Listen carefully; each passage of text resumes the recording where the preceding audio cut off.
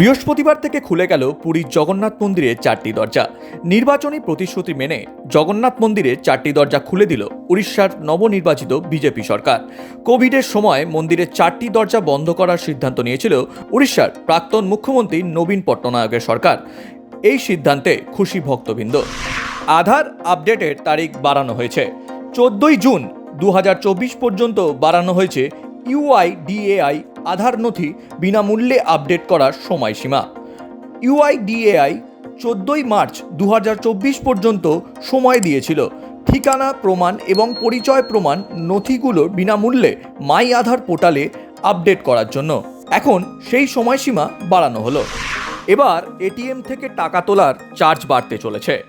Charge বৃদ্ধির দাবি তুলে রিজার্ভ ব্যাঙ্ক অফ ইন্ডিয়া ও ন্যাশনাল পেমেন্ট কর্পোরেশন অফ ইন্ডিয়ার দ্বারস্থ হন এটিএম অপারেটররা। কনফেডারেশন অফ এটিএম ইন্ডাস্ট্রি প্রতি লেনদেনে সর্বোচ্চ 23 টাকা ইন্টারচেঞ্জ ফি আরোপের দাবি তুলে সরব হয়েছে। সংবাদ সূত্রে এমনটাই উল্লেখ করা হয়েছে। এমনিতেই দক্ষিণ পূর্ব রেলে অনিয়মিত ট্রেন পরিষেবা নিয়ে বিরক্ত যাত্রীরা। এবার গোদের ওপর বিষ ফোড়ার মতো নন ইন্টারলকিংয়ের কাজের জন্য বাতিল হতে চলেছে বেশ কিছু ট্রেন।